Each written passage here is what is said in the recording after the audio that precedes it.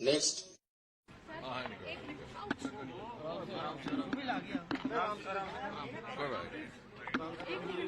Mobile जमीर साहब कहाँ है? आइए।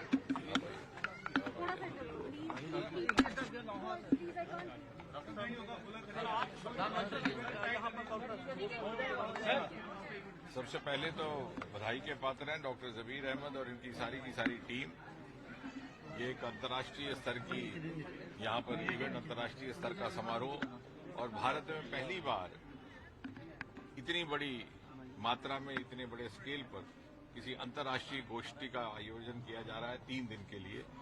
International conference on traditional medicine, जिसमें लगभग 20 देश बाहर से भाग ले रहे हैं, उनके प्रतिनिधि भी यहां पर पहुंच चुके हैं। और आपने जैसा देखा होगा कि 26 जनवरी को गणतंत्र दिवस के अवसर पर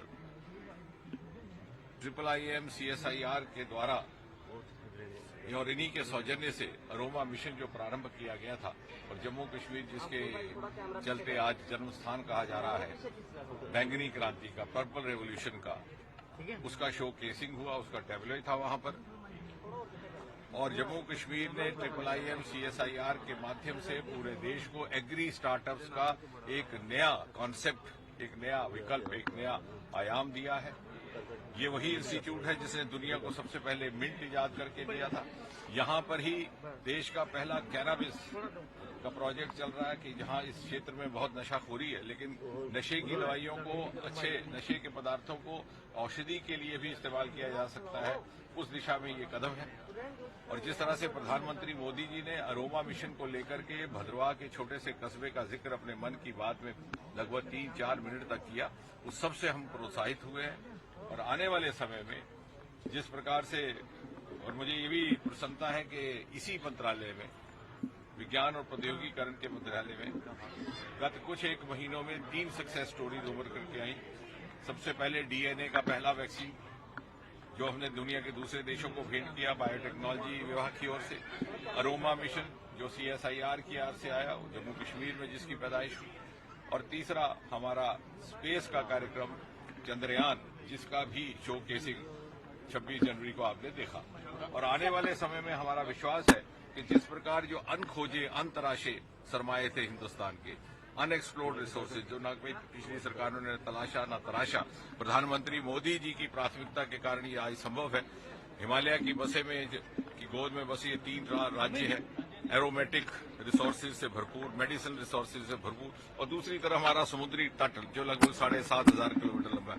तो इन सरमायों को जब इस्तेमाल में लाया जाएगा तो भारत की इकॉनमी जो 10वें दर्जे से आज 5वें दर्जे पर है, बहुत जल्दी 4थे दर्जे पर आने वाली है। अगर कुछ एक 3-4 वर्षों में 3रे दर्जे पर होगी। उस इकॉनमी की वैल्यू एडिशन में जम्मू कश्मीर की प्रमुख भूमिका रहने वाली है। और जैसे मैंने अपने संबोधन में भी कहा कि this is an opportunity for Jammu and Kashmir. Jammu and Kashmir has an opportunity to be the torch bearer of Modi's Viksit Bharat. Sir, बात की जाए मिंट कैंडी से,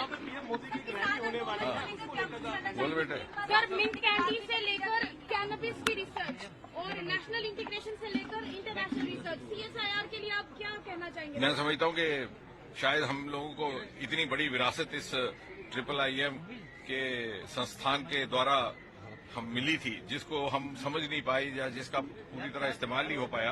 प्रधानमंत्री मोदी जी ने जिस प्रकार से विज्ञान को, प्रौद्योगिकीकरण को, नवाचार को, शोध को प्राथमिकता दी, अनुसंधान का आह्वान किया, उसके चलते हमें भी प्रोत्साहन मिला, हमारी रिसोर्स भी बढ़ गए।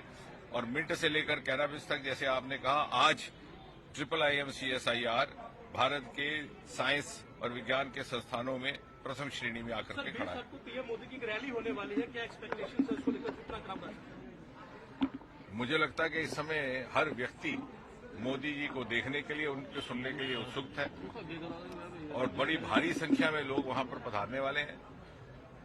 और मोदी जी की इस सभा में जिस प्रकार से नए लॉन्चिंग्स, नए शिलान्यास और नए लोकार्पण का कार्यक्रम है, वो भी पूरे जम्मू कश्मीर प्रदेश के लिए एक उपहार के तौर पर रहेगा।